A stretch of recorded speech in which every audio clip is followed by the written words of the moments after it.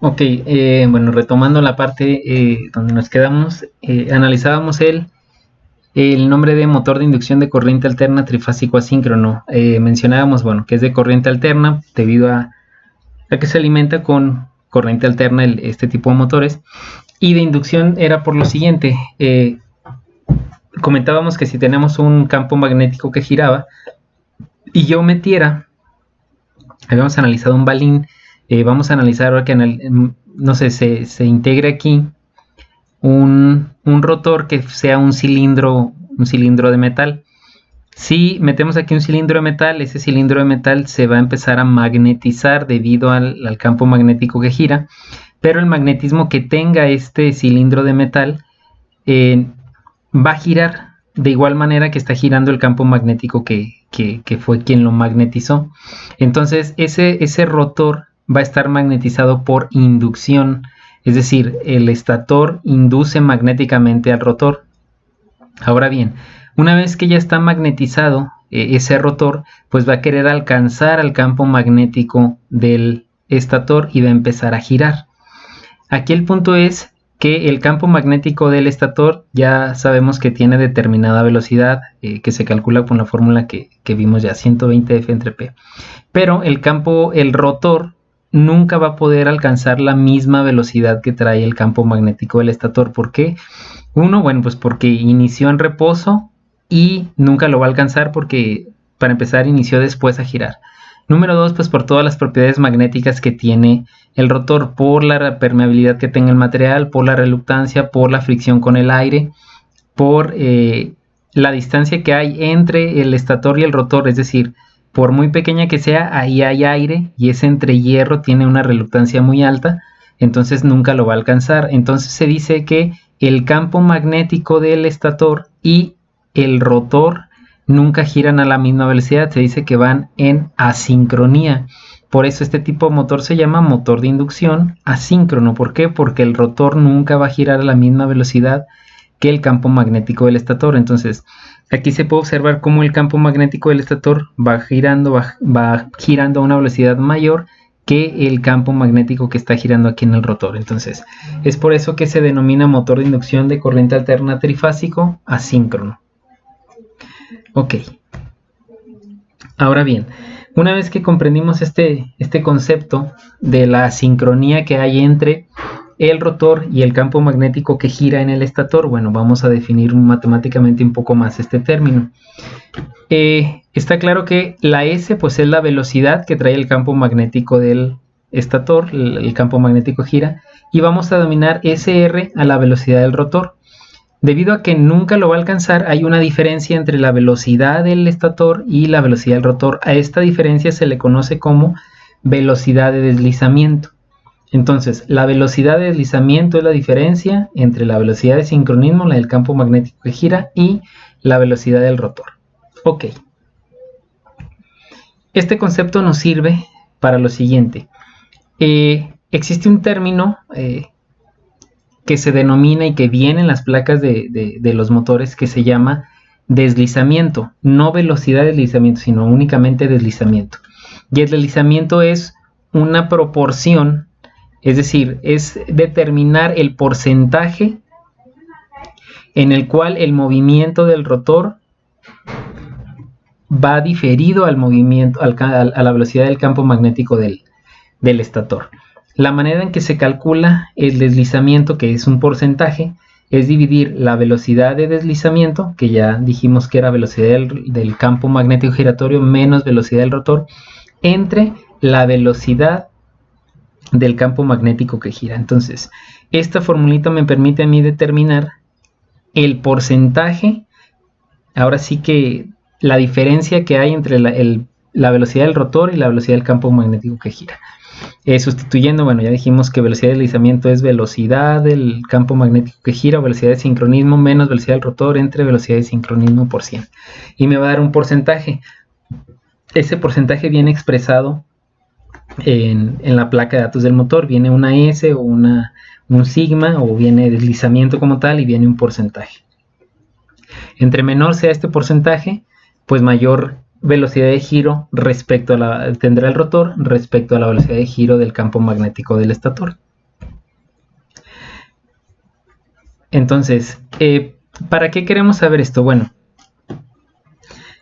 cuando yo tengo un motor, finalmente lo que nos interesa es saber la velocidad a la que gira el rotor, no tanto el campo magnético. Entonces, si tengo la velocidad de campo la puedo calcular con la frecuencia y el número de polos que tenga. El deslizamiento viene en la placa de datos y yo puedo determinar la velocidad a la que va a girar el rotor de mi motor de inducción. Entonces, de la fórmula de deslizamiento, hago las divisiones pertinentes y despejo velocidad del rotor. Aquí sería S entre S menos SR entre S. Estas me da un 1 menos SR entre S. De ahí despejo velocidad del rotor y quedaría velocidad de sincronismo por 1 menos el deslizamiento. Si yo sustituyo esta S con 120 F entre P, entonces puedo tener esta fórmula que es la velocidad del rotor va a ser igual a 120 F entre P, que es la velocidad de sincronismo, por 1 menos el deslizamiento. Esta fórmula me sirve a mí para determinar la velocidad del rotor en función del deslizamiento que tenga dicho motor. Ahora bien, otro tema importante es la frecuencia del rotor. Esto se refiere a la frecuencia que se genera o tuviera los conductores del rotor de la corriente y del campo magnético que se genere en el rotor. Y la frecuencia está definida, la frecuencia del rotor está definida como el deslizamiento por la frecuencia que tenga la fuente, es decir, la frecuencia fundamental que yo tenga, ¿no?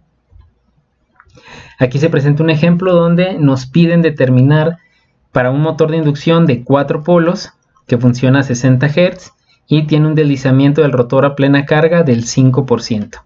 Me pide calcule la velocidad del campo magnético giratorio, S, la velocidad del rotor SR y la frecuencia del rotor al arranque y a plena carga. Entonces, la velocidad del campo pues es 120 F entre P, 120 por 60 entre 4 y me da 1800 revoluciones por minuto. Entonces, la velocidad a la que gira el campo magnético es 1800. De ahí, con la fórmula que ya teníamos de velocidad del rotor es igual a 120 F entre P, que son los 1800, por 1 menos el deslizamiento, que es 5%. Hacemos la operación y me da 1710 revoluciones por minuto. Entonces, como vemos, obviamente la velocidad del rotor pues es menor a la velocidad del campo magnético giratorio. Ahora bien, para determinar la frecuencia, sabemos que frecuencia es deslizamiento por frecuencia.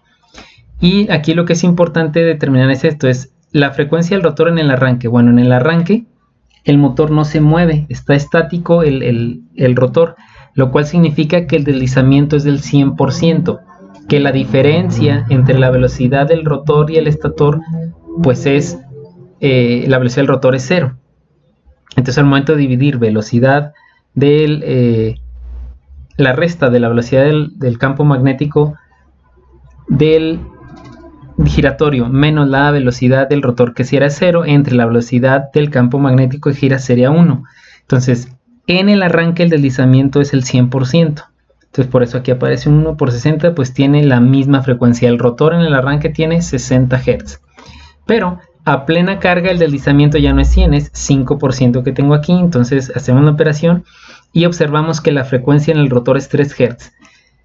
Esto significa que cuando está girando el rotor, la frecuencia que tiene el campo magnético es mucho menor a la frecuencia que tiene la fuente que está generando ese campo magnético que gira en el estator. Ok.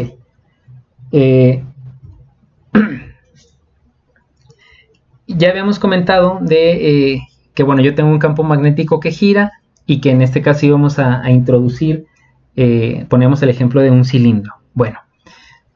Ahora imaginemos que yo lo que quiero es eficientar el giro de ese cilindro. Entonces lo primero que haríamos es, bueno, en lugar de que sea un cilindro de una sola pieza, lo ranuramos en muchísimas laminitas y las juntamos. ¿Para qué?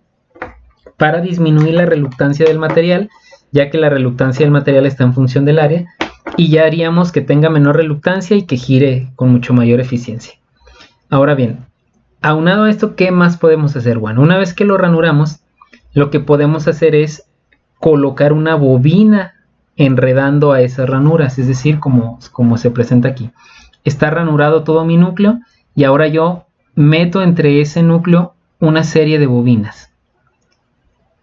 ¿Para qué? Bueno, como ya sabemos, si yo tengo este núcleo de hierro con esas bobinas enredadas, al momento que yo lo meta en mi campo magnético que gira, se van a magnetizar por inducción y va a empezar a girar. Pero, como ya sabemos, un conductor que se mueve en presencia de un campo magnético genera una fuerza electromotriz en él, es decir, en esos conductores se va a generar voltaje. ¿Por qué? Porque se están moviendo adentro de un campo magnético. Entonces ya tengo yo un conductor que trae voltaje y está girando adentro del campo. A mí lo que me interesa es que ese conductor, en lugar de voltaje, también traiga corriente. Entonces lo que se hace es poner en cortocircuito esas bobinas. Si yo pongo en cortocircuito esas bobinas, estas bobinas que están enredadas, las pongo en corto, ya se genera una corriente. Entonces voy a tener un conductor que trae corriente y como ya sabemos, si trae corriente un conductor genera un campo magnético en él. Entonces ya tendría mayor cantidad de campo magnético. Uno, el campo magnético inducido por el campo magnético que gira del estator. Y dos, el campo magnético que genera él solo por el hecho de tener bobinas dando vueltas. Entonces, a este tipo de motor se le denomina motor de rotor devanado. ¿Por qué? Porque el rotor tiene una serie de devanados. Ahora bien, ¿de qué manera las ponemos en corto? Bueno, lo que se hace es que una vez que ya tenga todo mi devanado aquí, las puntas las conecto a estos anillos que están aquí. Estos anillos van conectados en la flecha y son anillos de material conductor. Entonces, lo que hacemos es poner en corto estas tres devanados, porque estos tres anillos, al poner yo en cortocircuito estos tres anillos, pues pondría en corto todo el devanado que está aquí adentro. Entonces, como se observa aquí, yo tengo mis devanados, que son todas estas vueltas, aquí ejemplificado por esto, y estos tres pues serían los anillos, aquí están marcados con el 2. ¿De qué manera los voy a poner en corto? Pues con una especie de escobillas, tal cual, y entonces estas tres puntas las uno yo aquí, y ya estarían en corto los anillos y a su vez en corto los devanados de este rotor. Entonces, esto me generaría a mí que tenga mayor campo y mayor fuerza para mover algo y mayor velocidad para poder hacer algo. Entonces, este tipo de rotor se llama rotor devanado, motor de inducción de rotor devanado. Ok. Ahora bien, ¿qué es lo que pasaba con este tipo de motor? Bueno, que como yo tenía que ponerle muchas bobinas, luego me generaba bastante espacio. Entonces lo que se hizo fue este motor bueno, este sería el de rotor devanado ya con todas sus partes. Aquí están los anillos, el devanado que está aquí y bueno, ya las demás piezas, ¿no? Aquí están las escobillas para ponerlo en corto, el ventilador, etcétera. Ok. El siguiente motor, bueno, dijeron, bueno, ya que tenemos, ya descubrimos esta parte, lo que se hizo es, bueno, ya en lugar de poner todo el devanado, se sacó todo ese cobre, se fundió y en lugar de ser un devanado, pues era una barrita de cobre. Esa barrita de cobre iba en las mismas ranuras que ya tenía donde iba el devanado, entonces yo tenía puras barritas de cobre aquí. Y ahora lo que faltaba era que esas barritas de cobre, pues ponerlas en cortocircuito. Entonces lo que se hizo fue hacer un anillo de cobre de los dos lados y se puso como se muestra aquí. Estas son las barritas que van en las ranuras de... Todo este es el núcleo. Aquí están las barritas. Y estos dos anillos ponen en cortocircuito estas dos barritas. ¿Qué ventaja tiene? Que me ocupa mucho menor espacio porque van incrustadas dentro del material, no bobinadas. Entonces, como esta estructura parece una jaula de una ardilla, pues se llama motor jaula de ardilla. Entonces, este es el otro tipo de motor que se llama motor de inducción de jaula de ardilla. Como les digo, la ventaja es que ocupa mucho menos espacio y no tengo los anillos y por lo tanto no tengo que ponerle las escobillas para ponerlo en corto. Por sí solo está puesto en corto.